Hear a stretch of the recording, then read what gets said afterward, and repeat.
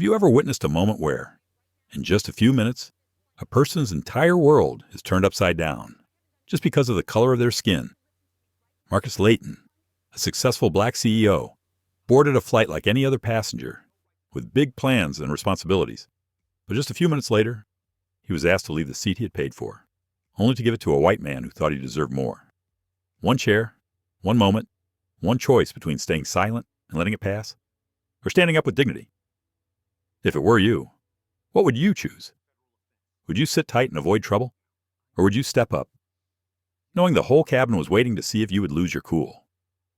How many times in your life have you been forced to swallow your pain to keep the peace? How many times have you been treated as if your presence was less valuable than someone else's? I invite you to step into this story where one small action shook the system. Please like, share, and subscribe to the channel to give power to stories that need to be heard. The airport loudspeakers blared softly like a breeze, mixed with the smell of morning roasting coffee. Marcus Leighton stood in line waiting to board Northway Flight 609, his eyes fixed on the blue electronic board that flashed on time. He turned his watch, took a deep breath, and tried to keep his breathing slow and steady. Everything that morning seemed to be going according to plan. At 7:45, he would be in seat 1A, a spot Marcus had reserved 3 weeks in advance, for a big presentation in New York, a $4.2 billion deal, a turning point for Axiom Tech, an opportunity that couldn't go wrong. But as soon as Marcus stepped into the first-class cabin, he felt a familiar gaze, the gaze that had followed him throughout his youth in South Chicago, a gaze that seemed to ask, "Are you sure this is the seat for you?" Marcus was used to this kind of look. He no longer felt hurt, but he couldn't pretend it wasn't there either. He smiled calmly, put his briefcase down, and sat in seat 1A, the window seat, his favorite. Just seconds later, a large shadow stopped right at the edge of his seat. A man with high-cut silver hair, navy suit, and shiny silver tie, a confident smile. His eyes were as sharp as if he owned the entire cabin. Before Marcus could say anything, another voice cut in, cold, mechanical, and lacking even basic respect. "Sir, I need you to stand up now." Marcus looked up. It was Tomlin Rose, chief flight attendant for Northway Airlines. Tomlin's face was stern, his demeanor uncomfortably stiff. "We need this seat for a priority passenger." The cabin air grew heavy. The hushed chatter died down. A few phones began tilting toward Marcus. He pursed his lips. His heartbeat was steady, but his chest ached slightly. Marcus did not stand up. He just asked, in a soft but firm voice, "I have a ticket. I checked in. Is there anything unclear?" Tomlin glanced at the man standing behind Marcus, a man Marcus did not know. "This is Mr. Daniel Crowell, our Diamond Elite guest. We reserve the right to rearrange seats to ensure the priority guest experience." A calm statement, but full of meaning. And Marcus understood the meaning all too well. Daniel took a step forward, his voice sweet but filled with superiority. "I've been flying this airline for 25 years. Seat 1A is my seat of choice. I believe it would be more appropriate if he gave it up." The entire first-class cabin was frozen. Marcus leaned back in his chair. A corner of light caught his cheekbones. Just enough light to see his eyes calm, but deep and sad, as if old memories were returning. Memories of a boy being stopped at a supermarket on suspicion of shoplifting. Memories of a student being asked to show ID more often than others. Memories of a businessman being ignored by restaurant staff because his skin was not light. Things he learned to live with, but never fully accepted, Tomlin repeated, his voice harder. "Sir, please stand up. This is a request from the flight crew." At this point, several passengers raised their phones higher. No one said anything, but they waited to see what would happen, like watching a play whose ending they already knew. Marcus let out a small breath, the sigh of a man accustomed to trading peace for dignity. He said, very quietly, "But clearly I will not leave the seat I paid for. I did nothing wrong." At that moment, the silence was torn apart. Tomlin leaned down close to Marcus's face and spoke in a low, restrained voice. "If you don't cooperate, I'll have to call security." The sentence fell to the cabin floor like a declaration of war. No one moved. No one made a sound. No one dared to break the silence. Marcus looked out the window. Sunlight streamed through the thick glass and fell on his hands, the same hands that had held a wrench while helping his father fix his car, and held his mother's hand while walking in the bitter Chicago South Side wind. He closed his eyes gently. There were two voices fighting in his head. An angry voice said, "Why do we have to endure this again?" Another, softer voice said, Calm down. Marcus, you promised me you would choose to stand up with kindness. When he opened his eyes, the familiar calm had returned. Marcus looked straight at Tomlin. If you call security, then call. A female passenger sitting in seat 2D covered her mouth slightly. An elderly man shook his head slightly. Dissatisfied, Daniel curled his lips, as if he had won. Tomlin walked away, fast and stiff. Less than 20 seconds later, 2 airport security officers appeared at the cabin door. Marcus leaned back in his chair, his anger gone. Only a deep weariness remained. He whispered, just enough for himself to hear 5 minutes from now, everything will be different. He didn't know if what he said would come true. He just knew that sometimes a single moment of dignity could bring about a storm. The cabin was still filled with the faint hum of the ventilator. Marcus didn't respond to anyone. He sat still for a moment, trying to keep his heart from drifting with the humiliation that was spreading like an old wound. In that moment, his memory took him back to South Chicago, where his life was covered with layers of dust from effort and words that never faded. Marcus's family lived in a small apartment with peeling walls.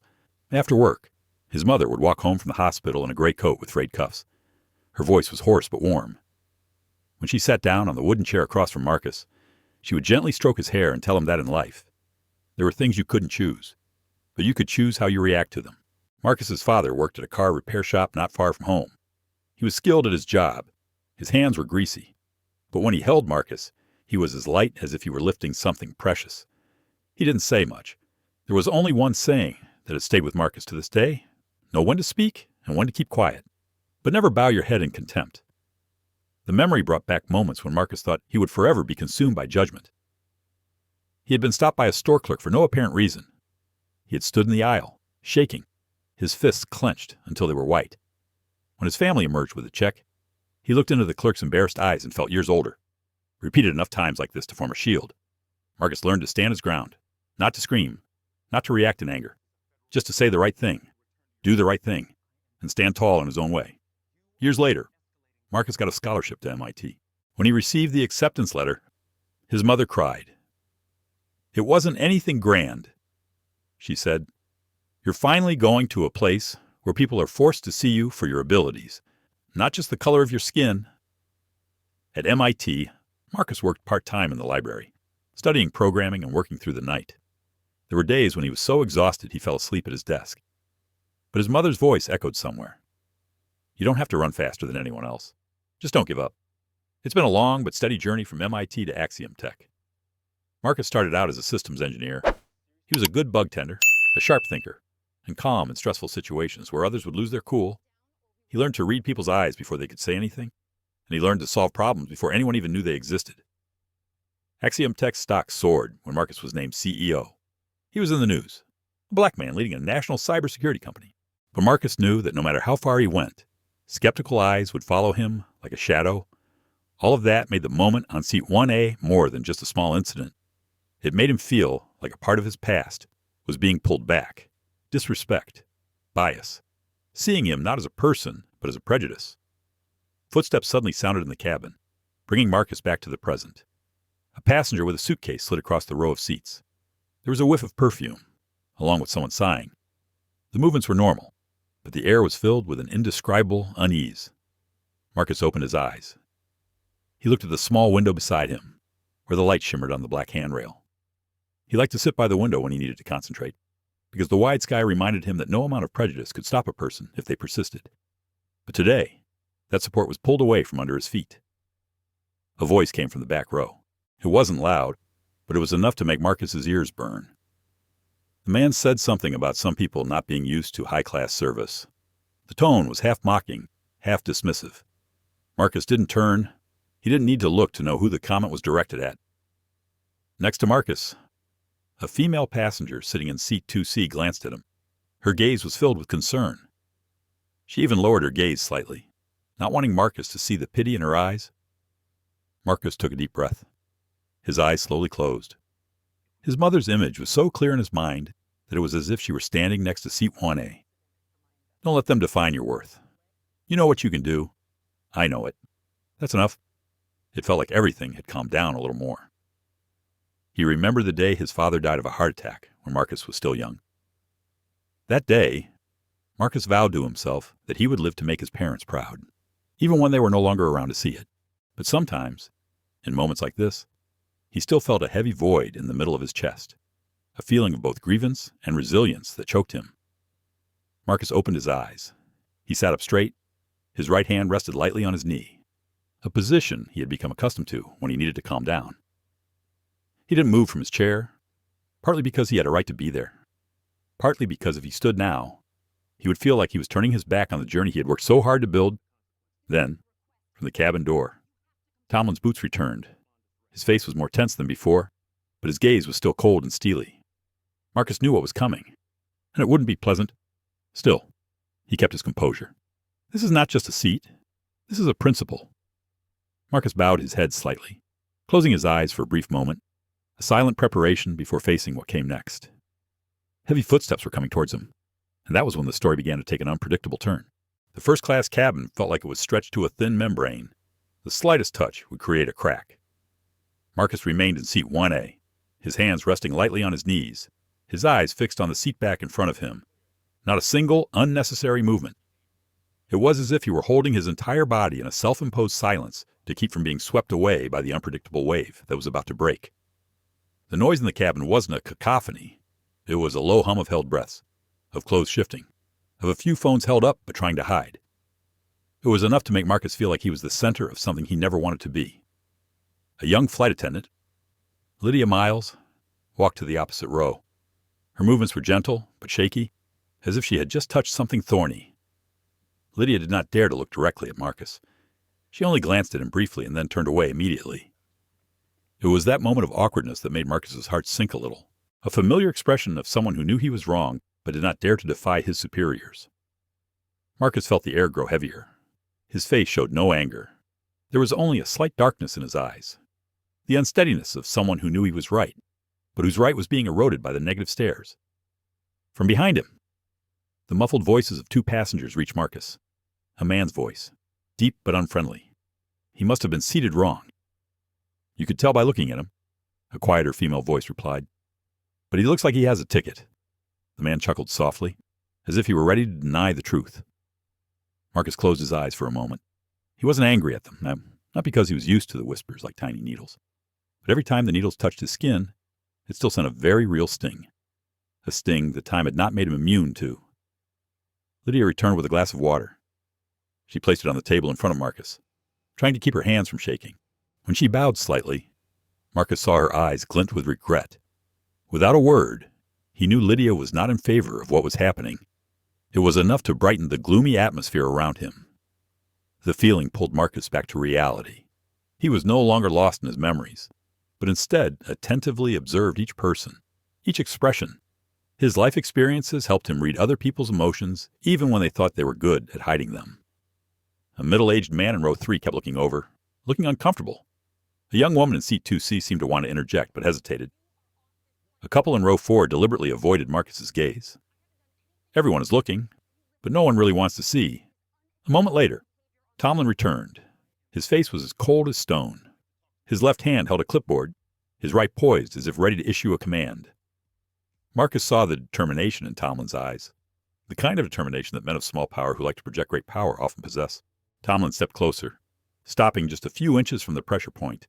His voice was low and short. "We have to deal with this now. We have made it clear. Your seat must be relinquished. There is no other choice." Marcus remained still, his shoulders square. He raised his eyes and held Tomlin's for a few seconds. A heavy silence stretched between them.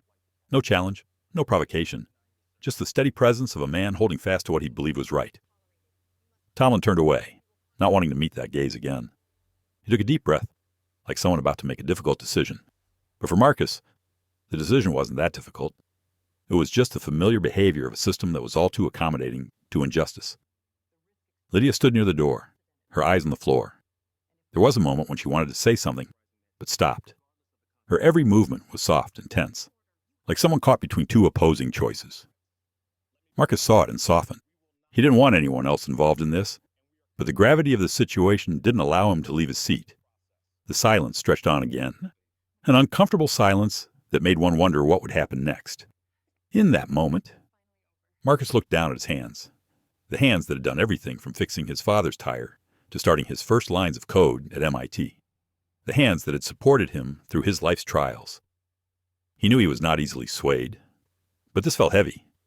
It's not the chair. It's the way the chair makes you feel like you have a right to be treated. A soft sound came from the door. Marcus realized someone had entered the cabin, not too quickly, but not too slowly.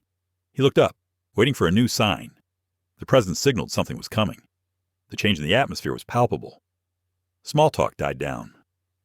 Passengers' eyes turned to the front of the cabin. Marcus knew the next event would decide everything. He readjusted his sitting posture, his back straighter, his hands resting on his thighs. A posture that was not defiant, but ready to take responsibility for his choices. Marcus felt his pulse.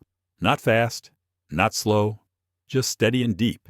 The rhythm he had learned all his life, holding on to dignity, even when others tried to take it away from him.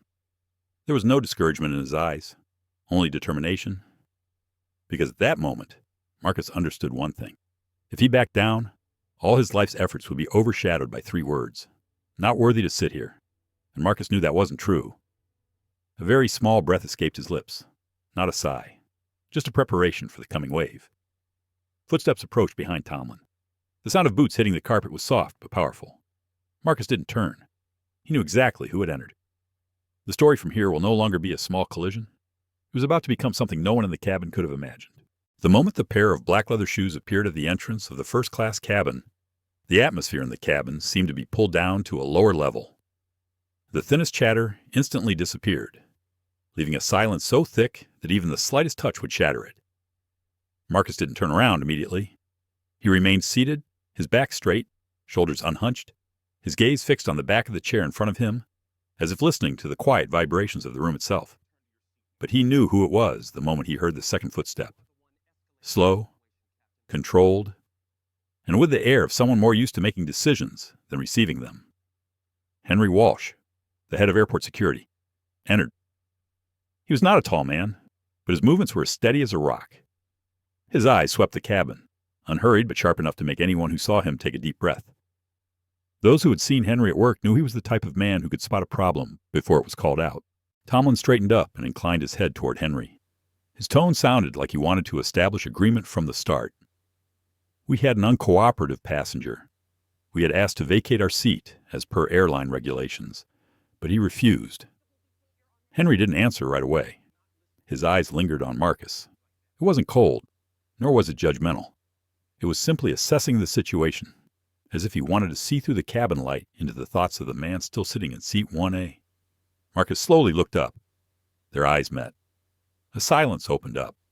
Marcus did not appear harsh or weak. It was a simple yet profound confrontation that everyone in the cabin felt the invisible touch. Henry broke the silence with a short sentence. His voice was even and without any hint of pressure. "Can you tell me what's going on?" His tone was different from Tomlin's. No command, no presumption, just a question. And the question was enough to release some of Marcus's tension. Marcus turned slightly, facing Henry. "I had a valid ticket for this seat. Check-in was complete. I was not informed of any changes before boarding, and I was asked to vacate my seat only because the airline wanted to give priority to other passengers. No trepidation, no unnecessary anger, just the truth." Henry tilted his head toward Tomlin. His gaze did not change, but his voice lowered. Both tickets were confirmed by the system. Tomlin responded immediately, trying to keep his voice fast to gain the upper hand. There was an overlap, so the airline prioritized Diamond Elite passengers. The policy was clear. Henry frowned, dissatisfied, not with Marcus, with Tomlin's answer. He asked again. Both tickets purchased at the same time, or which one checked in first? Tomlin paused. A brief moment, but enough for Marcus to see the confusion. The real reason wasn't a system error. Everyone knew it. They just didn't say it. Before Tomlin could build up his argument, Daniel's voice came from behind Marcus. "I booked seat 1A a long time ago. The airline always gives me priority. I don't think we should complicate things. The man can just move to another seat. Easy." The words were spoken calmly, as if Marcus were nothing more than a confused passenger. A familiar tone, using flying experience and personal status to mask the nature of the problem. Marcus heard every word clearly, and the feeling of unease welled up again like an undercurrent. Henry turned to Daniel. His gaze silenced him immediately. Henry clearly did not like this kind of pressure. He spoke slowly. No one is considered a small matter when it comes to personal interest. I need to see both tickets. Marcus handed over his boarding pass. Henry glanced at it and nodded, as if trying to keep things as objective as possible. Tomlin fumbled for a few seconds before finding Daniel's information. Henry compared the two data. The cabin was almost breathless at that moment. He looked up. The first person to check in was Mr. Leighton. A simple, unemphasized statement, but it changed the atmosphere completely. A woman in the back seat gasped. Another man leaned forward to get a better look at Marcus. Lydia stood nearby, her hands clasped together unconsciously, as if finally seeing a ray of light in the dark room. Tomlin sounded cut off. But, airline policy, Henry interrupted. What policy do you want to explain to me, or to the passengers? Henry looked at Marcus again. His eyes said nothing, but there was something in them that made Marcus sense the difference. The difference between coercive power and protective power. Marcus looked down at his hands for a second. Part of him felt relieved, but part of him remained wary, knowing that one wrong word from security could send things spiraling into a new tailspin. Henry asked, Mr. Leighton, would you be willing to continue the flight if the duplication was resolved transparently? Marcus nodded. I just wanted to keep the seat I paid for. Didn't want to disrupt anyone's flight. A simple sentence. But there was something about it that made some passengers change their gazes, from doubt to respect. Daniel's voice then interrupted. I'm a Diamond Elite. I've been sitting in this seat for a long time. The company knows that. You have to understand. Henry looked straight at Daniel. I understand the rules, but I also understand when rules are misused. The words left Daniel breathless. No one spoke, not even the sound of clothes shifting. The cabin seemed to drift back to its truest point. Marcus sat still, his eyes never leaving Henry. But deep down, something was stirring. Not joy, but a familiar defensiveness. Over the years, he had been subjected to all sorts of treatment, but it was rare to see someone in the system stand between justice and prejudice so calmly. Henry took out his radio. I need to confirm one more piece of information. Hold all positions until I confirm. Tomlin looked around awkwardly. Daniel shifted his weight from foot to foot. Lydia stood still, her eyes unable to hide the relief. And Marcus sat there. He was himself, straight-backed, calm, still as water before a great stir. But in that silence, one thing was clear. There is no going back. A thin thread has been stretched beyond its original state. It remains to be seen what will fall out in front of everyone in the cabin when the thread breaks. The moment Henry left the cabin to verify the information, the air was suspended. No one dared to speak loudly. Small sounds became deafening, suitcases closing, someone shifting, the leather chair shifting slightly. Marcus remained seated, but his thoughts were spinning in a silent tremor. Tomlin stood near the aisle. The tension was etched on his face. His eyes were worried, masked by his usual sternness. His hands were slightly white from the way he gripped the clipboard. Marcus noticed, not because he wanted to pry, but because he knew the unease that came with a decision being held up to the light. Lydia stood near the door of the compartment, leaning lightly against the edge of the luggage rack. Her hands moved from one fingertip to the next, as if searching for an invisible support. Every time Marcus caught her eye, Lydia looked away, not because she was avoiding him, but because she was afraid of the helplessness that was showing on her face. A few passengers whispered to each other. No one spoke loudly, but the fragments of words fell on Marcus's ears like cold drops of water. Was he refusing to give up his seat, or was he deliberately trying to cause trouble? But the other person seemed to have been given priority all along. Maybe he was right. Marcus didn't look around, but he felt each word. It touched old scars, scars he thought he knew, but still hurt. Daniel sat in seat 1C, just across the aisle from Marcus. He crossed his legs and rested his hands on the armrests, as if everything was still in his hands. Every now and then, Daniel would glance at Marcus, not with hostility, but simply as if he saw Marcus as a minor obstacle. Marcus didn't respond, not once. The silence stretched like a taut rope. Marcus felt his heartbeat steady, not too fast but not too slow. He took a deep breath, held it for a few seconds, then exhaled slowly, the way his mother had taught him when he had faced injustice as a child. Holding his breath was holding himself. Before Henry could turn, Tomlin moved toward Marcus. His steps weren't as sure as before. Still, his voice was still cold. I want to repeat myself, just to make sure we're on the same page. If the head of security confirms the original decision, You'll need to leave your chair." "It's mandatory." Marcus looked up at Tomlin. No retort, no protest. Just a look that seemed to test whether there was any justice in those eyes, or just the stubbornness of someone trying to solidify his position. He replied in a low but clear voice. I understood what he was saying. What I didn't understand was why he believed this was right in the first place. The words made Tomlin's lips tighten. A small crease appeared on his forehead. It wasn't anger anymore. It was embarrassment. But the embarrassment was quickly replaced by the coldness of someone who clings to rules. Before Tomlin could say anything more, Henry's footsteps echoed through the cabin. The cabin fell silent. Henry stepped closer, the walkie-talkie still lit in his hand. His face showed nothing. Not annoyance, not fatigue, not a hurry. Just the look of someone who had just seen more than one story about a seat. He stopped just before row 1. Tomlin straightened. Daniel leaned forward. Lydia even held her breath. Henry said. His voice was not loud, but loud enough for the whole cabin to hear. I have checked with the dispatch and data storage department. Mr. Leighton's ticket was confirmed in the system with an early check-in code. There was no valid reason for him to vacate his seat. A pause. Then whispers from behind. A few phones raised higher. Tomlin opened his mouth. But Diamond Elite priority policy. Henry looked straight at him. Policy did not allow for changes to confirm passenger positions unless for safety or operational reasons. Neither of those criteria were present here. Tomlin's voice was caught. Daniel frowned, unable to speak for several seconds. It made the atmosphere in the cabin strangely tense. It was as if everyone had just witnessed a large wall collapse before their eyes. Marcus inclined his head slightly. He did not gloat, nor did he smile triumphantly, because he knew full well that this was not a duel. It was a clash of dignity and habit. Henry continued, Mr. Leighton had every right to retain his seat.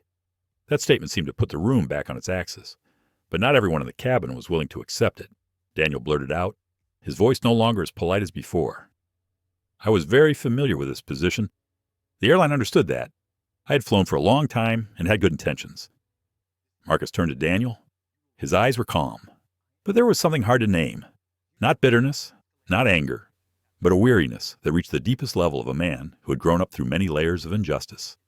Marcus said, Goodwill cannot be used to take away what another has paid with their own rights.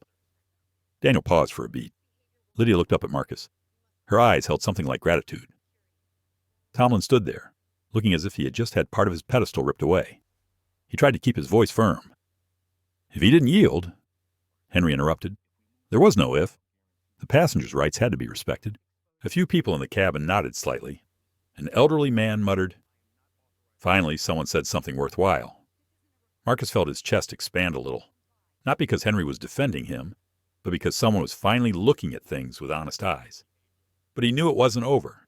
That change was just the beginning of a larger rift forming, one that this cabin would have to see with their own eyes. Marcus looked out the window.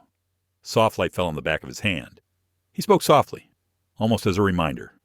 Justice does not come by itself. It comes when someone dares to stand still. Henry heard that clearly.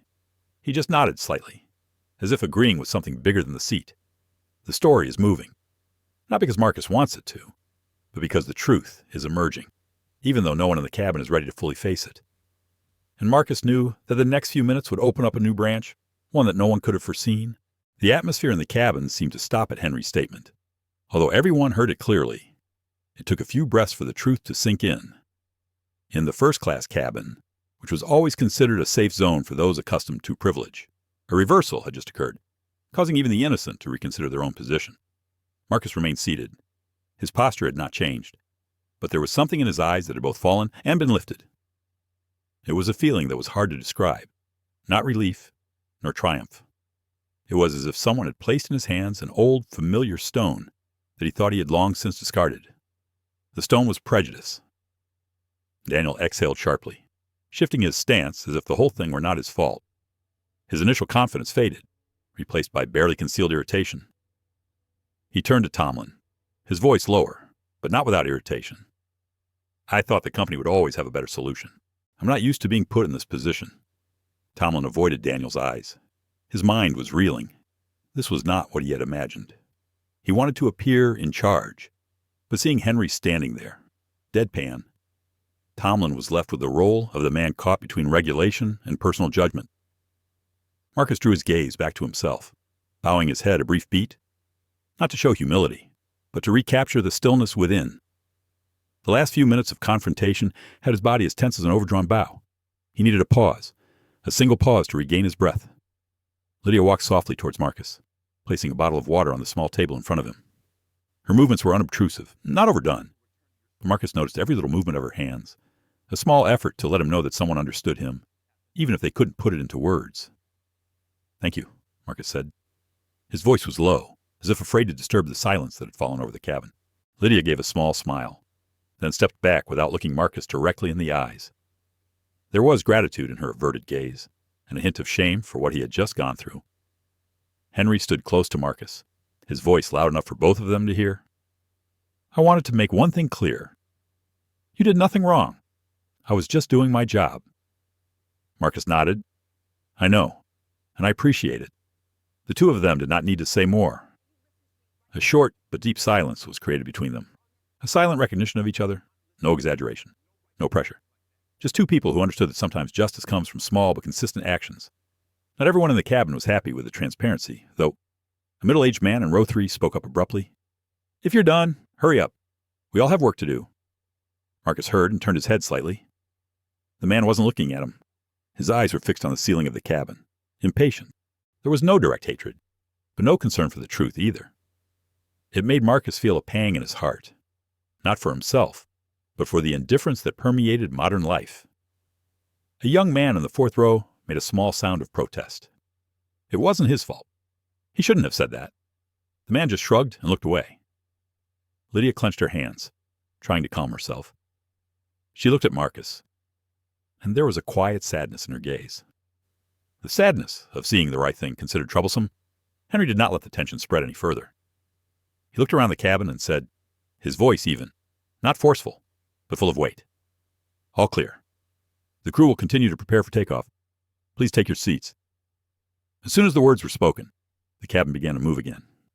Some people straightened their backs. Some exhaled softly. Some looked away. These small movements were how people faced the truth they did not want to see. Marcus remained still, but his body felt a little limp, not because it was over, but because he knew this was only the first layer of something deeper waiting to be revealed. A phone vibrated from the back seat. A passenger held the screen up to the person next to him. Marcus caught a glimpse of the reflection. Video, cabin, him, Daniel, Tomlin, fragments of the confrontation captured. He took a slow breath. Without needing to see clearly, he knew what was beginning. Things like this don't stay still. They spread, gently at first, then stronger like a gale. A second phone was raised, then a third. The murmur spread like a trickle of water hitting the sand and spreading. Lydia glanced around, her face full of concern. She knew better than anyone what was brewing in the cabin. The fragments of images could become a fire if they reached the right person. Henry noticed it. He looked straight at Marcus, as if to ask if he was okay with the wave that was starting. Marcus didn't answer verbally. He just nodded slightly, as if accepting that he couldn't stop the wind. And he didn't want to hide. A minute later, the co-pilot's voice came over the intercom. The flight crew asked all passengers to take their seats to prepare for the final procedure before takeoff. The cabin fell into order, but it was only on the surface. Inside, a different movement was taking place. Some people began to look at Marcus differently. A few turned to each other and whispered, but this time their voices did not carry the same suspicion as before. There was something like a dawning of awareness. Daniel glanced at Marcus again. His eyes were no longer as sharp and confident as before. What remained in the depths of his eyes was a vague worry. Worry for himself. Not worry about injustice. Marcus didn't need to look long. He knew it. And you know, when the plane takes off, everything won't stay in this cabin. Something bigger is starting. A wave. A story. A truth. Henry stood to one side, surveying the cabin. Marcus could tell from his demeanor that the man knew exactly what lay ahead. Marcus placed his hands on the armrest. He felt the cool, smooth surface of the leather. In the silence, he spoke slowly to himself. "I didn't come looking for this, but if it comes looking for me, I won't run away." A light flickered through the window, a tiny movement, but enough for Marcus to know the stillness was about to enter a new phase. The story has not yet caught fire, but the tinderbox has been placed. and everyone in the cabin was standing right in the center of a wave that was bigger than they thought. For a while after the cabin settled down, Marcus remained in seat 1A. No one asked him to leave, no words from Tomlin or Daniel. Everything seemed calm, but the stillness was like the surface of a lake before a strong wind. Marcus only needed to glance at the eyes of a few passengers who were constantly looking at their phone screens to know the waves were starting to spread. As the plane slid open, a flash of light on the control panel transformed the cabin. The internal alarm sounded briefly. Then the cabin door opened. An airline employee walked in, handed Tomlin a document, and whispered a few words that made his face change. Marcus saw the change, though he didn't try to watch. A minute later, Tomlin approached, his face tense but his voice polite. The flight was delayed for a few minutes. There was an issue that needed to be resolved before takeoff. A commotion swept through the cabin. People sighed. People clicked their tongues. People whispered. But what caught everyone's attention most wasn't the reason for the delay. It was the unusual behavior of the airline staff. A passenger in row 4 raised his head. Was the incident related to what had just happened? Tomlin avoided looking at Marcus. He spoke vaguely. This was an internal matter for the company, but no one believed it. It couldn't have been a mechanical problem. It wasn't a reroute. It wasn't how airlines usually announce problems. People realized something was going on beyond the control of a normal flight. Marcus sat there calmly, but inside him, a wave of familiar heavy feelings flared up. He remembered being a boy, standing outside the grocery store when a clerk asked to check his mother's bag because she was black. His mother stood straight, her voice still warm, but her eyes were sad. And that sadness, as she grew older, became more evident. That feeling is back, not because of the seats, but because of the chain reaction of prejudices hidden under the word regulation. Lydia approached Marcus from behind, her voice low but sincere. "I'm sorry you're going through this. I know it's not fair." Marcus looked at her, his eyes not blaming her. None of this was her fault. It wasn't the first time I'd seen it. Lydia bit her lip. "What he said made me sad." Marcus nodded. She wasn't the only one. A moment later, the intercom announced that passengers were to disembark as instructed by the flight crew, as the airline had to recheck the list and deal with a personnel incident. The entire cabin erupted in cheers. No one had seen this coming. Marcus knew it. The video had gone viral, or was going viral. As passengers stood to collect their luggage, more eyes turned to him, more than just curiosity. Some looked at him with sympathy, some with a hint of guilt for ever doubting. Some looked as if they were witnessing something bigger than themselves. Daniel stood up last, his face tense and pale. A phone vibrated in his hand. Messages kept popping up. He looked down, then hid it, avoiding Marcus's eyes. Marcus said nothing. He didn't want to turn the situation into a confrontation. He maintained the composure he had developed over the years. As he stepped off the plane, the elevator doors to the airport jetway opened to a larger, but not lighter, space. Many passengers stood in small groups, looking at their phones, pointing, chatting. Images of Marcus in the cabin appeared on several screens. There were short clips, not the whole story, but enough to create a debate. A voice rang out from the group of people nearby. It was him, the person in the video. Marcus stopped, took a deep breath. A young woman approached. I saw it all. He was right. He did nothing wrong. I replayed the clip over and over again. The company was being unfair. Marcus thanked him. It was a small thank you, but it was said with the heaviness of someone who knew things were starting to spiral out of control. Henry appeared from behind, walking toward Marcus. His voice was low. Maybe he should go sit down and wait for a while. I don't think the airline wants to let this escalate right at the gate.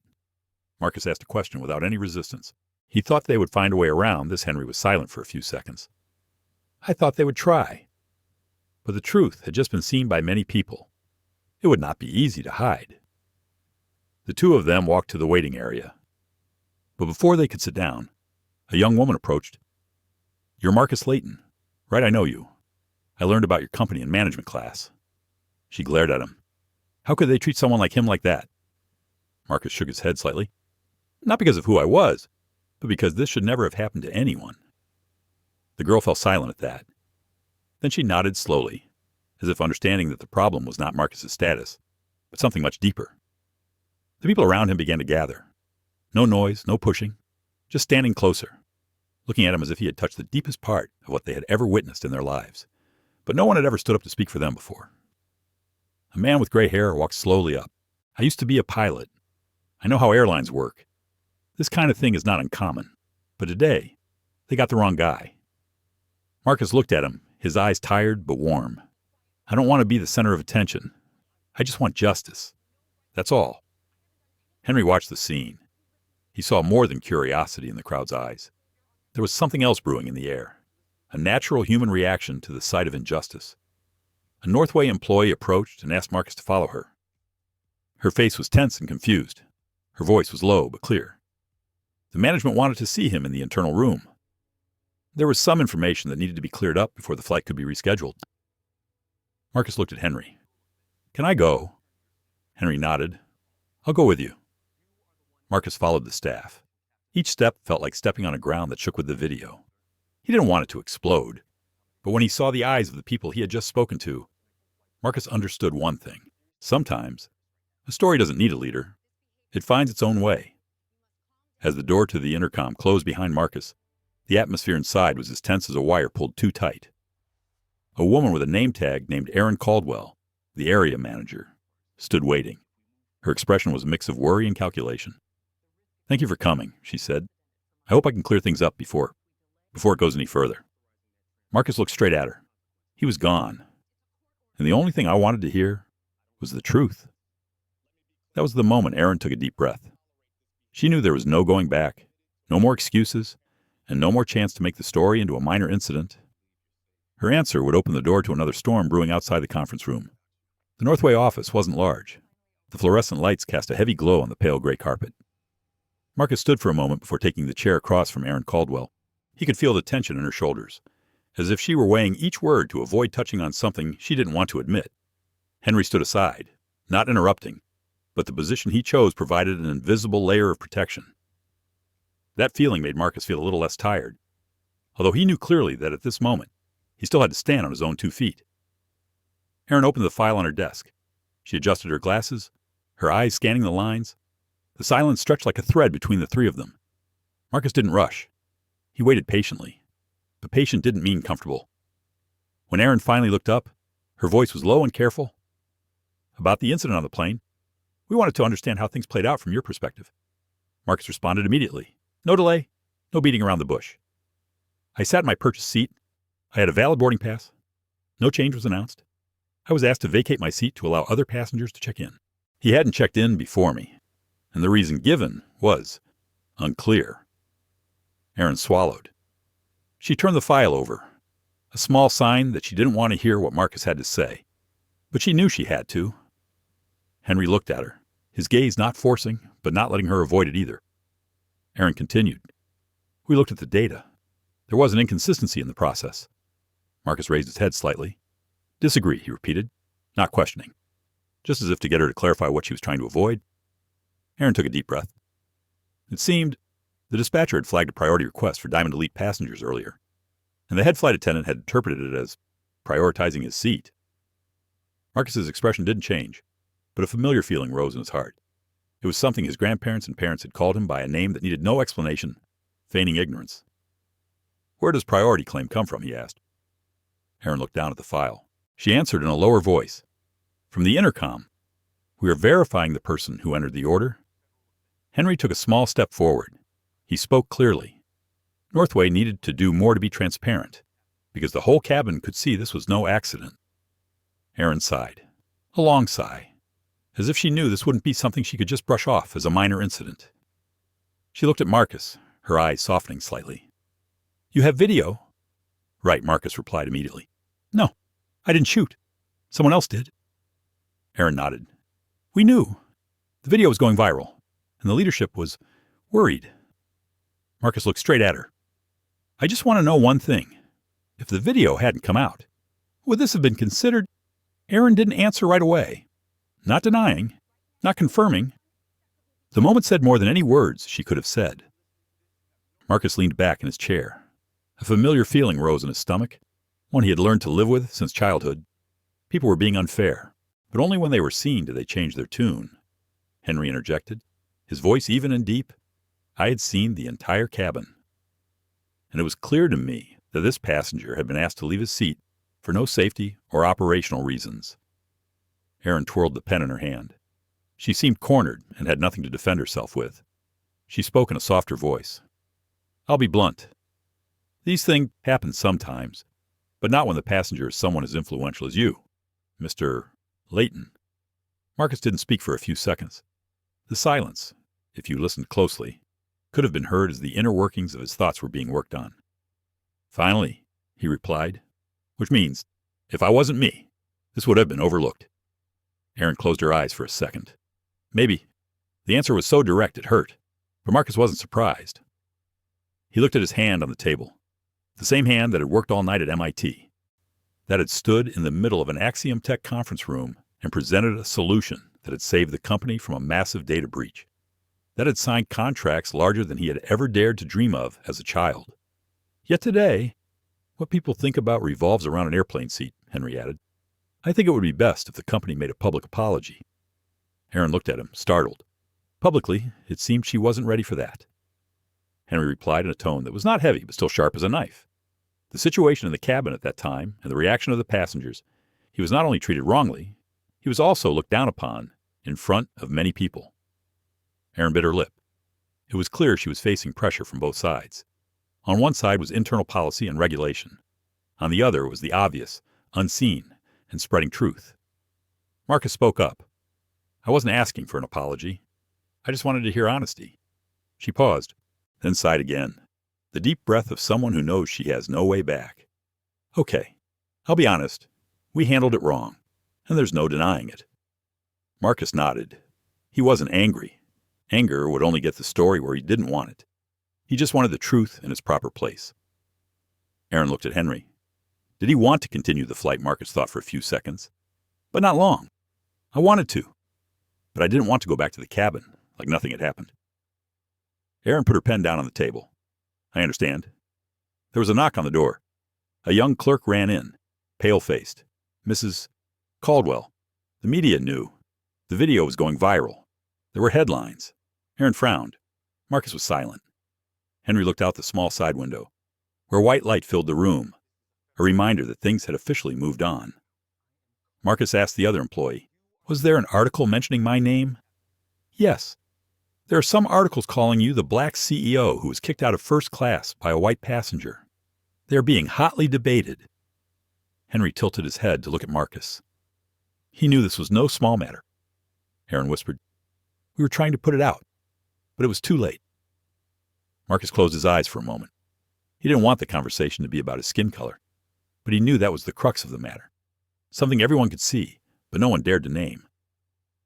When Marcus opened his eyes, his gaze was calmer than ever. He spoke slowly. "I'm going to catch the flight, but I want to talk to the management team directly before anything else." Erin nodded. "I'll arrange it right away." Marcus stood, Henry beside him. They left the room. When the door closed, the airport corridor greeted them with a strange, white light. But this time, Marcus sensed it. He wasn't going out alone, and the story was no longer in the airline's hands. The story has entered the hands of the public. When Marcus and Henry walked out of the internal meeting room, the atmosphere in the hallway was completely different. The silence of the human resources area was gone.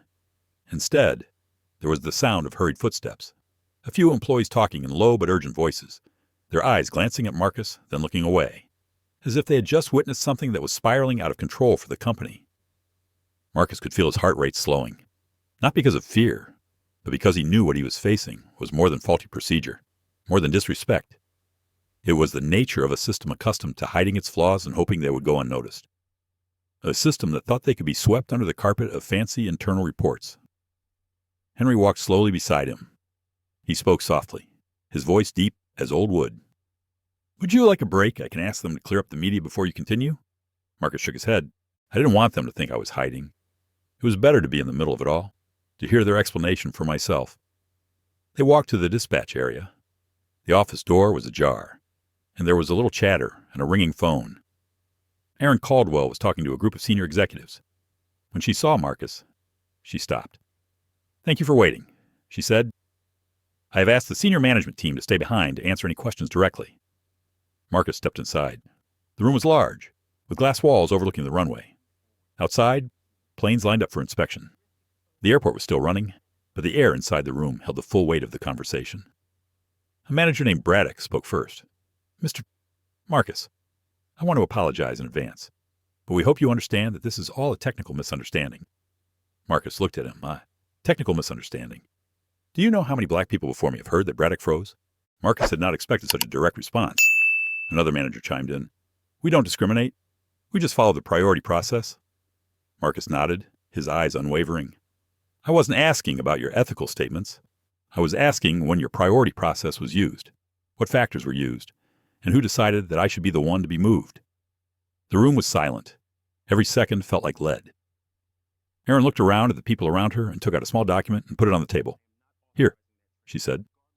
Here's the information we can share. The priority order was entered from a dispatcher's account, and according to the data, it was applied to passenger Thomas Whitford. Marcus frowned. Thomas Whitford? Henry nodded slightly. The passenger sat by the window in the back seat. I remembered him, tall, with silver hair. Marcus understood. Whitford wasn't pressuring the flight attendant. Someone else was, Marcus said, who really had priority. Erin was silent for a moment before answering. Jonathan Marks. The passenger had requested your seat. Marcus breathed slowly, not from surprise, but from what he had sensed was being revealed in layers. A story he had tried to cover up with paper was being blown away by the wind. Henry spoke up. What Marcus wanted to know was why the priority command appeared before the cabin even confirmed there was a seat issue. Erin clasped her hands together as if to hold back the trembling.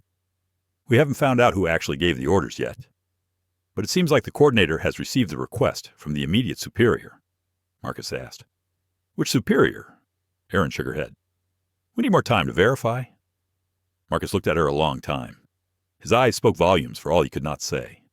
It was the look of someone who knew too well the truth was being pushed back, delayed, avoided. A phone rang on a large screen mounted on the wall. A news story appeared. The video of the incident had been viewed more than 2 million times. Comments scrolled along. Many mentioned Marcus Leighton. Some asked questions about discrimination. Others shared their own experiences. No one in the room said anything. It was clear to everyone this was far beyond a boardroom. Marcus felt his throat dry. Not because of personal hurt, but because in that moment, he heard the echoes of strangers recounting what they had endured, but no one else had recorded. Henry leaned slightly. Marcus, if you want, I can speak to the press on your behalf. Marcus shook his head. No, I would say it, but I didn't want my words twisted or used to disavow the company's responsibility. He turned to Erin. I wanted to hear only one thing. At this point, would Northway admit that forcing me off the chair was wrong? Erin gripped her pen so tightly her knuckles turned white. I admit it. I was wrong. The sentence fell like a heavy dot on the table. But just as Erin said it, the door to the office slammed open. Another employee rushed in, breathing heavily, her voice urgent. Mrs. Caldwell, the media was making a big deal out of it. A new story had just come out. They said Northway had received similar complaints and had not acted on them. Erin paled. Who posted at CNN and an independent newspaper. Also included comments from several former employees. The atmosphere in the room became so tense that everyone felt the pressure squeezing their every breath. Marcus looked out the window. The runway was wide open. Planes were taking off at their own pace, oblivious to the shock waves erupting in the building. He remembered something his mother had told him when he was little. You don't have to win every battle in life. But when you have to stand so strong you won't look back with shame. Marcus turned to Erin. His voice was soft, but sharp. I don't want to be a symbol. I just want the truth told, once and for all, Erin replied in a low voice. We will consider issuing a statement, but this is going too far. Marcus nodded slightly. Near or far didn't matter. What mattered was not avoiding it anymore. Henry put a hand on his shoulder. He said nothing, but his eyes were filled with deep sympathy. A sympathy that didn't try to comfort or force Marcus to be weak. Simply the presence of someone who knew he shouldn't go on alone. The noise in the hallway increased. Several people were gathering. An employee announced that reporters had appeared in the lobby area and asked Northway for comment. Erin put a hand to her forehead. I think we should take him out of the way to avoid the press. Marcus answered immediately. No need. I'm not avoiding anyone. Erin fell silent. Marcus said, his voice steady and slow like well-placed musical notes. I'm going to the lobby. If the press asks, I'll tell you exactly what happened. Nothing more. Nothing less. Henry nodded. I'll go with you. As they left the room, the hallway was filled with chatter. A wave was spreading through every glass door, every office door. But Marcus walked straight, not hurried, not hesitant. Each step seemed to reaffirm his reason for being there, not to condemn anyone, but let the truth not be left behind. As Marcus and Henry headed toward the main exit, the air in the hallway thickened. Gone were the calm footsteps of airport staff. Instead, there was a buzz of chatter, the sound of cameras poised to snap, the rapid tapping of shoes as reporters shifted positions to get the best angle. It felt like they were walking into the epicenter of a landslide, where all eyes were on them and no movement could escape. Marcus took a deep breath, not for courage, but to remind himself that he was still himself. He didn't want to get angry. He didn't want to become the image others wanted him to have. He wanted to keep his sanity. That serenity was what he had clung to for years. Ahead, the group of reporters had gathered in a semicircle. A few microphones were raised, waiting. LED lights were flashing. Someone called out, asking if he wanted to sue the airline. Another asked if he had been discriminated against because of the color of his skin. A woman's voice rang out, soft but high enough to be heard in the crowd. Mr. Marcus.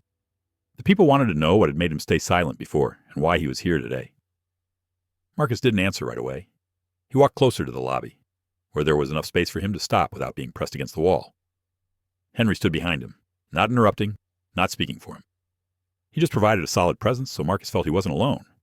Marcus looked from face to face. These people weren't at fault. They just wanted to know. They were telling their story in their own way, and he knew that each answer he gave could create new waves. He spoke in a low, unhurried voice. I didn't come before the media to get revenge, nor to create a scene. I just wanted people to understand that what happened on the flight wasn't personal. It happened to many other people, and it shouldn't be dismissed as a minor incident. A young reporter raised the microphone and asked again, Do you think you are being discriminated against? Marcus looked straight at her, his eyes not filled with anger, but with an unshakable truth. I think if a black person has to explain why he sits in a seat he paid for, then we have bigger problems than the question she just asked. The girl nodded slightly, saying no more, as if she had just heard something she herself did not dare say. Another reporter chimed in. Northway said it was a technical error, while they insisted there was no distinguishing factor. What do you think? Marcus closed his eyes briefly, then opened them again, his voice a slow trickle. A mechanical fault did not require one person to stand up so another could sit. A mechanical fault did not threaten to call security when I asked why. A mechanical fault did not involve both passengers standing up in protest. If what I experienced was a mechanical fault, then perhaps we live in a mechanical system that sorts people. The crowd fell silent for a moment, a silence that lasted for several seconds, as if someone's heart had been touched in the most difficult place to say. Erin Caldwell approached from behind. She looked flustered, but tried to maintain her composure. The reporters immediately turned their cameras to her.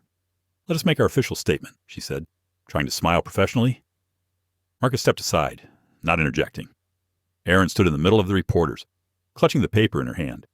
She spoke in a controlled, but somewhat shaky voice. Northway is reviewing the entire incident. We are sorry for the inconvenience Mr. Leighton has experienced. We are committed to transparency and cooperation with any inquiries. A senior reporter asked right away, Ms. Caldwell. Many former employees said they filed discrimination complaints, but they were not considered. Do you admit that Erin was startled? She looked at Marcus, as if searching for support. Marcus said nothing, but his eyes told her enough avoidance was no longer an option. I don't have enough information to answer that, Erin blurted out. We'll investigate. A sharp male voice came from the back of the group of reporters. Ms. Caldwell. The video of passenger Thomas Whitford clearly said he did not request a seat change. So why was the system prioritizing someone else? Who gave the order? Erin stood still. The crowd leaned toward her, waiting. Marcus looked at her face, seeing the confusion welling up. The truth was always heavy when thrust into the open, but he didn't want to press her, nor be the one to break someone down in front of the cameras. He spoke softly. I think all those questions need to be answered with evidence, not conjecture. If Northway wants to do the right thing, they'll have to go public. Several reporters took down every word, while Erin tried to catch her breath. Henry approached Marcus and whispered, We should finish this part to avoid adding more pressure to them. Marcus nodded and turned back to the media. I need to leave to deal with my lawyers and my family. I just hope that when this story is over, It will help the system become more just, not just create more anger. He bowed slightly as he finished speaking. The cameras continued to snap, but there was no more pandemonium than when he had arrived. A few reporters watched him with respectful eyes. There was no shouting, no chasing for words. They seemed to understand that Marcus was not a spotlight seeker. He just wanted to say what needed to be said. Marcus walked toward the back door. Henry walked beside him, ready to clear a path around the crowd. But Marcus stopped and looked through the large glass wall. Outside, a plane was taxiing onto the runway. The sunlight reflected off its body, creating a thin strip of light. Marcus stared, trying to catch the last moment of calm in a whirlwind of a day. Henry asked, "Are you okay?" Marcus replied with a deep breath. "I'm fine. Just a little tired, but I don't regret saying what I needed to say." Henry put his hand on his shoulder. He did the right thing. Not everyone could do that. Marcus was silent. A sense of relief spread through his chest, but also a sense of greater responsibility. He knew this was only the beginning, yet strangely, he felt no fear. He felt like he was in the right place. As they walked out of the lobby and into the parking lot, Marcus looked back once more. There was no more loud noise, only the silhouettes of reporters packing up their equipment and rushing to send their messages back to the office. A moment passed. Marcus knew that from this moment on, the story would no longer belong to him alone. It would travel further, stronger, into the hands of those who wanted the justice they had never received. And he was ready to move on. The road leading to the parking lot was not long, but in Marcus's mind, each step echoed like an echo of a new chapter opening. Henry walked beside him, not saying anything more, letting the silence naturally fall, as if wanting Marcus to have some time to sort out everything that had just happened. As they reached the elevator, the glass doors behind them opened abruptly. A woman's voice called out, though not urgently, "Mr. Leighton, please wait a moment." Marcus turned. A young woman, in her 20s, was hurrying toward him. Next to her was an older, well-mannered man. Both seemed to have considered the decision to follow him. Henry asked, "Who are you two?" The girl hesitated before answering. "I'm Claire Rowan, and this is Mr. Harper. I'm the one who made the viral video." Marcus looked at her. Claire's eyes trembled slightly, as if she really didn't know if she was doing the right thing. But when her eyes met Marcus's, the trembling disappeared. She spoke softly but clearly. Each word. "I'm sorry if the video got you in trouble, but I thought, if I didn't share it, maybe no one outside the cabin would know what happened." Marcus smiled slightly. No one could blame her for writing down the truth. Mr. Harper stepped forward to stand level with Claire. I was sitting in the row, right behind him. I saw how he was treated, and I knew I couldn't stay silent. Claire's video only captured part of it. I was there from start to finish. I'm ready to testify if needed. Marcus was silent for a few seconds, as if letting Mr. Harper's words sink in. Then he asked, "Why did you decide to speak up?" Most of the people in the compartment chose to remain silent. Mr. Harper answered immediately, his voice slow but rich with experience. "Silent because of fear. Because I thought it was none of my business. But I had lived long enough to understand that if you don't stand up when you need to, you will fail yourself in your later years." A warm, soft feeling spread through Marcus's chest. He had thought he was alone in that moment, but now, he realized, there were people silently standing on the right side, even if they didn't say so. Henry asked Claire, "Are you afraid of being bothered after the video goes viral?" She answered honestly, without hiding anything. "Yes, I received a few messages of abuse, but I also received a lot of thanks. I think the right thing to do doesn't need permission." Marcus looked at her with gratitude. She was young, but her heart was old enough to understand that sometimes the truth needed someone to turn on the light. The phone rang. Henry looked at the screen, then handed it to Marcus. Daniel Crowell was calling. Henry reminded him. Maybe he should answer. Marcus took the call. Daniel spoke in a strained voice. "Marcus, this is more widespread than you think. It's not just California. The media in New York and Washington are involved. Axiom Tech is also taking questions from investors. I think you should be prepared for this story to not die down quickly." Marcus listened, unperturbed. He said, "I can't stop it, Daniel, but I can choose to walk through it." Daniel was silent for a moment. Then he said something that made Henry nod slightly at him. "I am proud of the way you handled things. No matter where this leads, you will not lose the respect of the people in the company. Marcus smiled slightly. Thank you. As Marcus put the phone away, Claire asked softly, Are you okay? A simple question, but one Marcus had been asking himself since he left the plane. He didn't answer right away. After a few seconds, he said, Maybe I'm not quite there yet, but I'm holding my ground. The girl nodded, her eyes slightly red. Honestly, hearing you say that makes me believe I did the right thing by posting the video. Henry spoke up, looking at both of them. The important thing was courage. They had done what many others did not dare. Mr. Harper gave a small smile. The smile of someone who has had many a sigh in his life. You know, what made me stand up that day was not discrimination at all. It was the calmness on your face. No one can stay that calm when they are pushed out of their rightful place. That says a lot. Marcus bowed his head slightly. The respect made his chest feel heavy, but not with sadness. It felt like a truth was being set in its proper place. When the conversation paused, Erin Caldwell appeared at the end of the hallway. She walked slowly, her expression showing that she had heard some of what had just been said. Erin asked Marcus quietly, Mr. Leighton, we have an urgent meeting with the media. I would like to inform you that the CEO of Northway would like to contact you directly. Marcus looked at Erin. He could tell. When the tide of public opinion reached the leadership, things changed. He asked, What do they mean? Erin answered in one breath, as if not wanting to let the question linger. They wanted to arrange an online meeting. They said they wanted to hear the story from him. Henry glanced at Marcus. I think this is a very important step, but there is no need to rush. Marcus nodded slowly. I'll consider it. Erin took a step back. Thank you, and thank you to those who stood by you through this. Claire and Mr. Harper exchanged a look, then bowed slightly. They both left, but before they left, Claire turned back to Marcus, smiling sincerely. Good luck. I believe this will make a difference. As they disappeared behind the pews, the hallway grew quieter.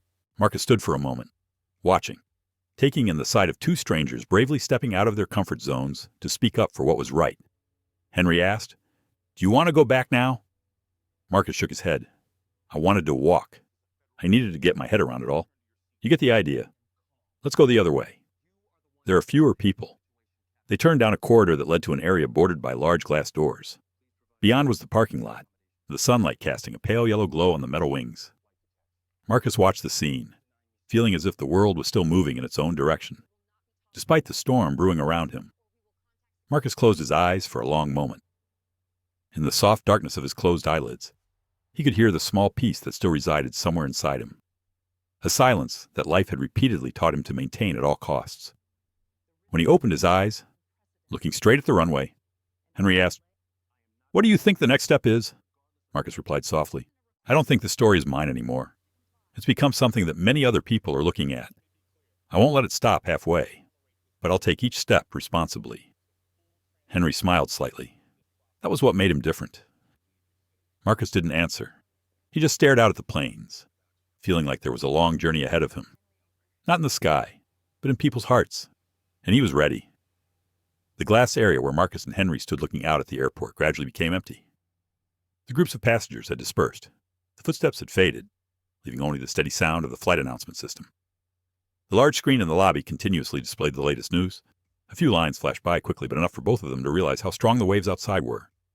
Henry leaned over, looking at Marcus as if assessing whether he was steady enough to face the story again. But Marcus only nodded slightly, his eyes still on the runway.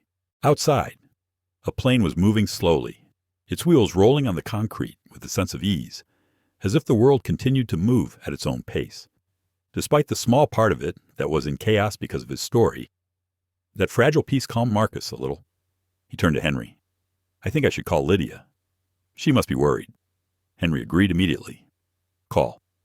You should let her know the situation from yourself. Marcus pulled out his phone, backed into a quiet corner, and dialed. After 2 rings, Lydia answered, her voice strained. Marcus, are you okay? I saw the news. They said you were fired. They put your picture on the front page of all the papers. I tried to call you earlier, but the connection was terrible. Marcus closed his eyes for a second, his voice low and slow. I'm fine. I'm fine. Lydia. There was a small sigh of relief on the other end of the line, but he knew the worry hadn't gone away. It had just faded to the surface. Lydia added, "They'll come at you with everything. I know how the media works. You have to be careful." Marcus looked up at the vast space before him. His voice softened. He knew, but he wasn't going to back down. This wasn't just about him anymore. There was a very faint sound from the phone, like Lydia nodding. "I understand. I don't want you to feel any more pressure. But I support the way you're standing up." Marcus felt a warmth spread in his chest. He never thought this would involve the people he loved. But Lydia always saw beyond his wildest dreams. She continued, "I'll talk to the company's legal department. We have to be prepared. I don't want Northway blaming you for any PR campaign." Marcus smiled slightly, knowing Lydia couldn't see. "Thanks. I'll be back as soon as possible. They wanted to meet online, so I wasn't sure when." "Don't rush home," Lydia said. "Do what you think is right. Home is still here waiting for you." The call ended. A gentle, yet real peace remained in Marcus's heart. He put the phone away and walked closer to Henry. Henry looked at Marcus for a moment. "Is Lydia okay?" Marcus nodded. "She was stronger than I thought." Henry laughed. "The person next to a strong person is usually much stronger." Marcus didn't reply, but there was a hint of gratitude in his eyes. As the two were about to leave, a Northway employee ran up. He was out of breath. "Excuse me, Mr. Leighton. I was asked to inform you that the CEO of Northway wants to video link with you in an hour," Marcus asked slowly. "Was this a request or a suggestion?" The other clerk looked confused. "That's a bit like a request, sir." Henry chuckled. "Their word choice still hasn't changed." Marcus waved his hand dismissively. "I see. Thank you." The clerk bowed and left quickly, as if not wanting to be drawn into any further argument. Henry turned to Marcus. "What do you think they want?" Marcus thought for a moment before replying. "Maybe it was an apology. Maybe it was to save my image. Maybe they wanted me to keep quiet." Henry nodded. All possibilities were possible. Marcus looked out the window, where the plane park was streaked with light. His voice was deep and even. "I will hear them out, but I will not let them spin the conversation to their advantage," Henry replied. "That's what I wanted to hear." On his way out the main door to a private room for the video call, Marcus noticed a group of passengers standing near the Northway ticket counter. A middle-aged woman looked at him, then nodded as if to convey a wordless sympathy. A young man in a baseball cap spoke quietly to his friend. That was him, the one who was wronged on the flight. I watched the video 3 times. Those looks didn't make Marcus proud. They made him feel heavier, because he understood that when a story becomes a symbol, people expect him to represent something bigger than himself. And no one is allowed to let go halfway through a role like that. As Marcus and Henry left the crowded area, they turned into a hallway with few people. The silence made the sound of footsteps more distinct. Marcus spoke softly. "That day, when I stood on the plane and saw people looking down, I thought it would end in silence. I was used to being alone." Henry stopped, looking straight at Marcus. But this time he wasn't alone. He had strangers standing up for him. He had Claire. He had Harper. He had the people in the cabin. He had us.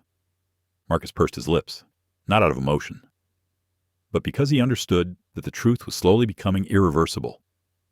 When they reached the private room set up for the video call, Marcus stood in front of the door for a moment, not to hesitate, but to preserve his final composure before facing the executive of the airline that had changed his life. Henry put his hand on the doorknob. Ready, Marcus took a deep, slow breath. "Yes." "Open it." "Yes." "Open." And when that door opened, Marcus walked in with the air of a man who no longer let fear control him. The storm reached him, but he stood firm. The room Northway had prepared for the conference call was at the end of the hallway, completely separate from the previous spaces. The transparent glass walls, the polished wooden floor, the soft yellow light reflecting off the long table made the entire room strangely calm. So calm that it seemed unrelated to the chaos spreading outside. Marcus stood in front of the door for a moment. He didn't feel nervous, just a deep silence in his chest. It was like entering a room filled with secrets that he had some idea of, but still didn't know what awaited him. Henry pushed the door open gently. "I went in with him." Marcus nodded. "I want you here." The door closed behind them. Northway's laptop was in the middle of the table. The screen was glowing a pale blue, casting a chill over the tabletop. Henry quickly checked the connection and looked at Marcus. When he was ready, "Just press the button." Marcus sat down, his hands flat on the table for a few seconds. He pressed 2 fingers together, released them, then pressed them together again, as if to steady himself. When he pressed the connect button, the screen lit up, displaying 3 frames. The first frame is Northway CEO Grant Ellison. The second frame is Laura Jennings, the communications director. The third frame is Brian Keller, the company's chief legal officer. They all looked like they had been up for hours, their faces showing signs of fatigue. But what Marcus noticed most wasn't the tension, but the way they were looking at him. It wasn't the distant look they'd had in the first few seconds of being forced off the plane. It was the look of people who knew they were in the eye of a storm. Grant spoke first. "Good morning, Mr. Leighton. Thank you for attending this sensitive meeting," Marcus replied lightly. "I'm here because I was asked to, but I want to hear what you really have to say." Grant exhaled, as if he had anticipated that reaction. From the screen beside him, Laura adjusted her microphone and continued, "We want to express our regret for what happened, but before we do so publicly, we need to understand your point of view." Marcus felt Henry shift slightly behind him. It was a small movement, but enough for Marcus to understand this moment was important. Mr. Keller, who had been silent all along, suddenly spoke up. "If possible, please tell us what you expect from Northway. We want to find a solution to avoid unnecessary escalation." Solution? That made Marcus lean back in his chair. He understood the real meaning of the question, but he didn't want to waste time with ambiguity.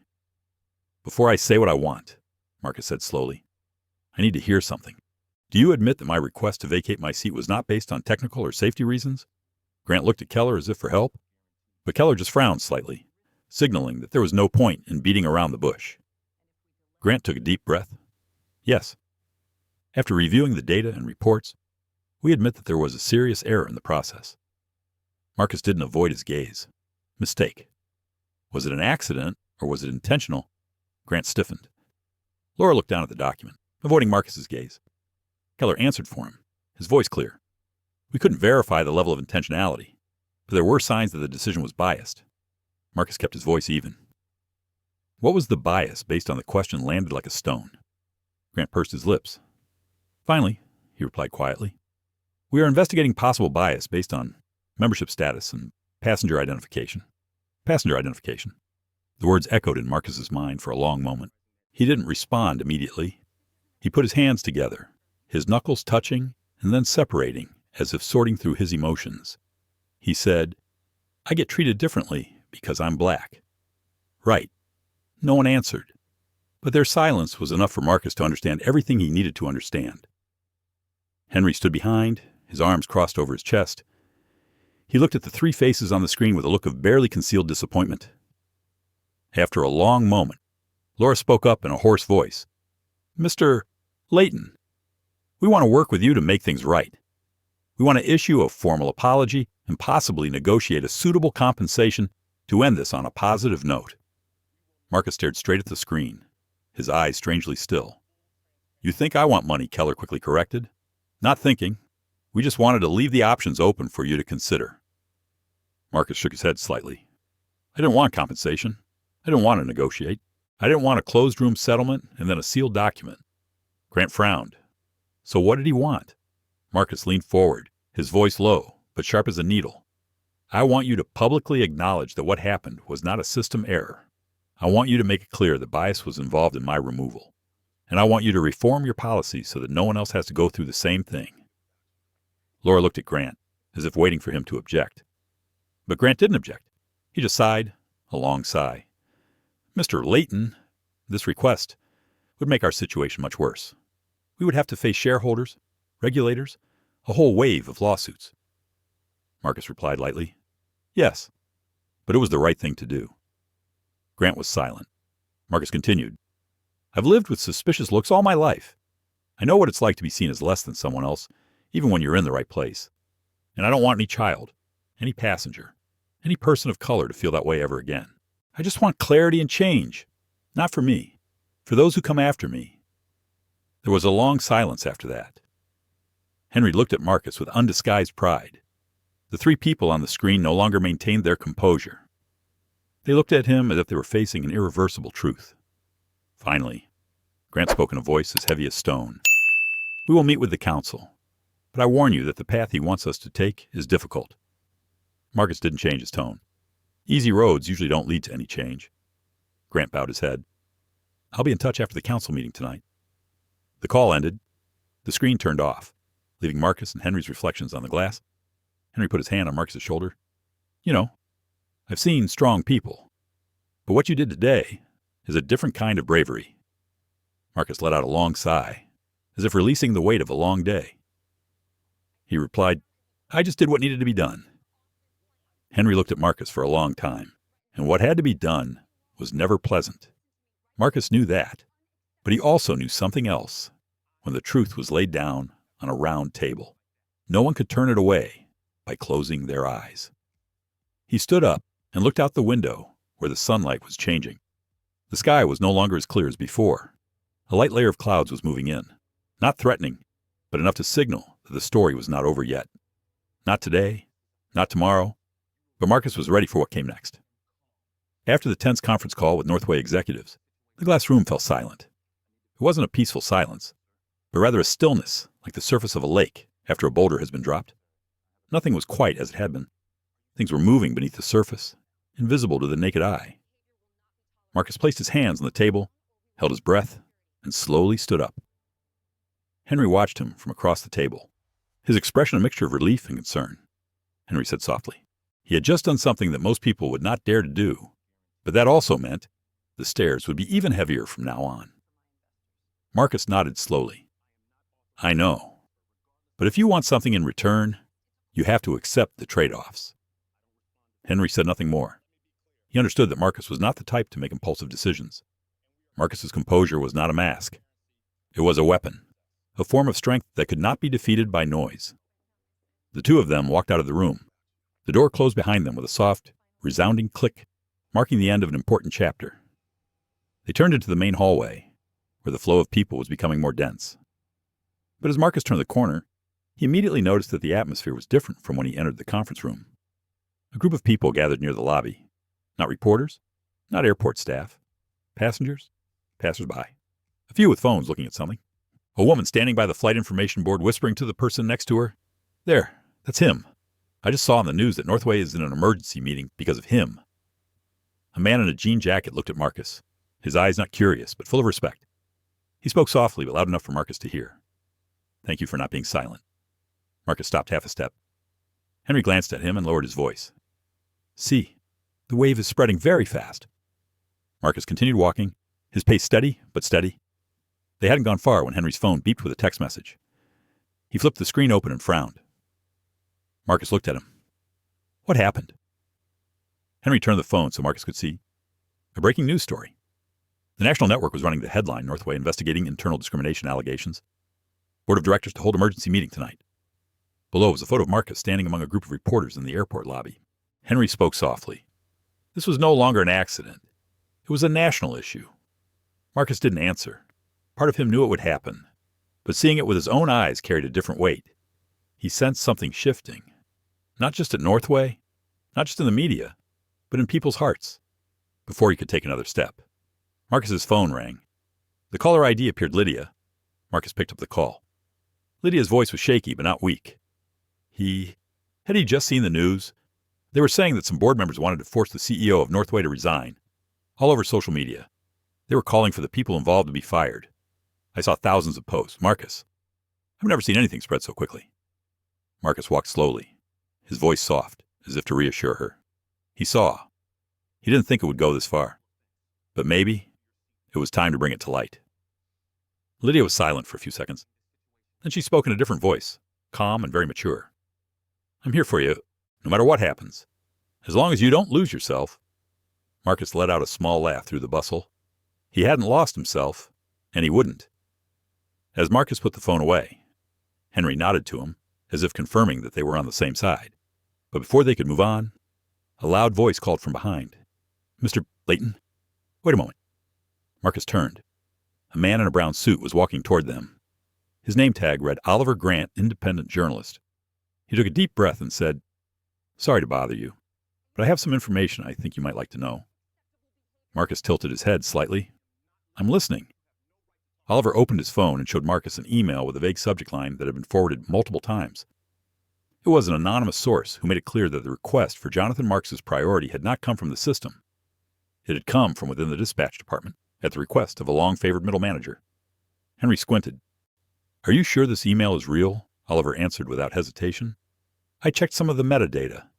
It matched Northway's server. I haven't posted it yet because I want to confirm. But if this information is true, it would be the biggest piece of the puzzle." Marcus stared at the phone screen, his heart sinking. It felt heavy and bright at the same time. Heavy because the truth was clearer than ever. Bright because he knew he had been right in sensing injustice. Oliver continued, "If you are willing to share your side of the story, I would like to do a long interview. No clickbait, no sensational headlines. I want to tell the whole truth the way it is." Marcus looked at him a long time. A reporter asking for an interview that was nothing new, but Oliver's eyes were the eyes of someone who had seen injustice and wanted to put the pieces of truth in their proper place. "I'll consider it," Marcus said softly. Oliver nodded and stepped back, not pushing or pushing. Marcus felt at ease knowing that a journalist respected such boundaries. They continued walking, heading for the side door that led to the parking lot entrance. But as they turned the corner, they suddenly stopped. On the big screen at the end of the hallway, a live news report appeared. Bold text: Northway board member reveals Airline has covered up multiple discrimination complaints over the past 3 years. Below is a replay of the interview. A voice is blurred. "I have filed reports of 3 similar incidents, but no one wants to make the story up.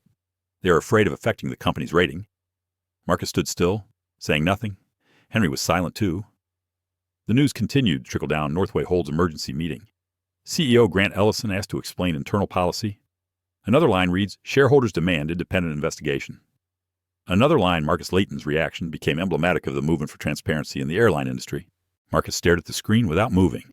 Not out of pride, not out of fear, but because he felt something strange, as if, deep down, this fight was no longer his own. It belongs to those who were silent, of those who were treated as if they did not exist, of passengers who dare not speak up for fear of trouble, of Northway employees who submitted reports that no one read. Henry touched Marcus's arm lightly. "See." He lit the fuse. But what was burning wasn't meant to destroy. It was meant to purify. Marcus nodded slowly, his eyes as deep and dark as the water. He let out a long breath, then spoke softly but clearly. "If this is what it takes, I will see it through." The people continued to pass. The news continued to play. But in that moment, Marcus sensed he was not just dealing with an airline, but with a culture that many had endured for far too long. And he knew the end of the story wouldn't be in the Northway boardroom. It will be where the whole society looks at it, as the final newscast on the hallway monitor faded. Marcus stood still for a long moment. Everything had happened so quickly that even he felt like he was struggling to keep up with the pace of things. But strangely, his mind remained clear. It was as if all the chaos outside was happening behind a pane of glass. And he stood inside, watching every movement but not being caught up in it. Henry walked slowly closer. "We should leave this area before the crowd arrives." Marcus nodded, but before leaving, he turned back to look at the screen one more time. Part of him wanted to remember this moment, because he knew it marked the boundary between 2 lives, one in which he tried to quietly overcome injustice, and one in which the truth was forced to speak. They left the lobby and headed for the parking lot. The cold air touched Marcus's face, carrying the metallic scent of the airport. There was more foot traffic, but not much noise. The looks were one of respect, sharing, empathy, things Marcus never thought he would receive from total strangers. A middle-aged man approached. He bowed slightly. "I just want to say, I saw the video, and I thank you for standing up. My son is black too. He's 15. I want him to grow up in a place where people aren't treated the way you were treated." Marcus listened to every word, then put his hand on his shoulder. "I'm not doing this to be a symbol. I'm just doing what I think is right. But thank you for saying it." The man squeezed his hand gently, then left. Marcus watched, his heart sinking. He didn't want to carry the burden for anyone, but he knew that from now on, the story would no longer simply belong to him. As Marcus and Henry approached the car, Marcus's phone rang again. This time it was a text from Daniel. "Northway's board is meeting. A member is demanding the internal report be released today. This could escalate." Henry skimmed through it and sighed. "We have work ahead of us." Marcus opened the door, but didn't get in. Instead, he leaned against the side of the car for a few seconds. What he saw wasn't a jetway or line of people moving about. What he saw was a vast empty space where every decision he made from this moment on would have consequences he couldn't possibly predict. He took out his phone, opened his contacts, and called Lydia. This time, her voice was calmer but deeper, as if she had been thinking a lot in the short time she had been through. I saw the news. I knew this was going to be big. Are you okay? Marcus looked up at the sky stretching out before him, smiling slightly. He was fine. Tired, but fine. It was just, he didn't think it would go this far. Lydia answered slowly, each word fitting perfectly. It wasn't because of him that she had come this far. It was because so many people were waiting for someone to open the first door. He just happened to be the one with the key. Marcus was silent for a few seconds. A simple but heavy truth. Lydia continued, when you get back, we'll talk more. No matter what. We won't leave each other's side. I promise. Marcus replied softly. I know. And thank you. The call ended. Marcus put the phone away, sighing. But it was a heavy sigh of determination, not exhaustion. Henry said, you should sit for a moment. I'll drive. Marcus nodded and climbed into the car. The door closed, cutting him off from the noise of the airport.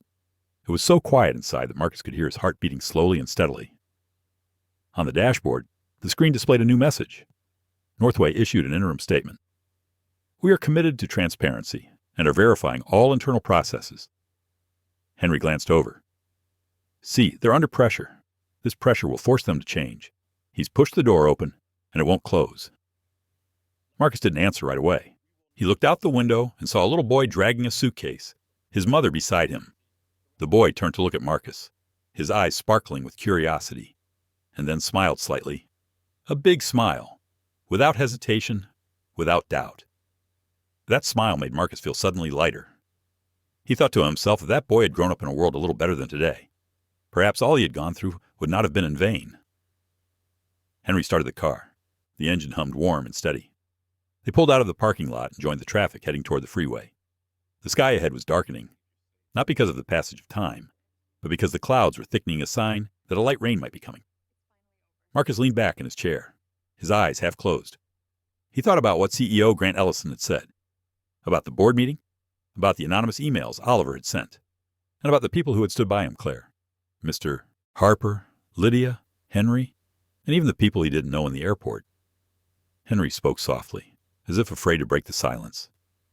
You know what I learned from this? Marcus opened his eyes and asked softly.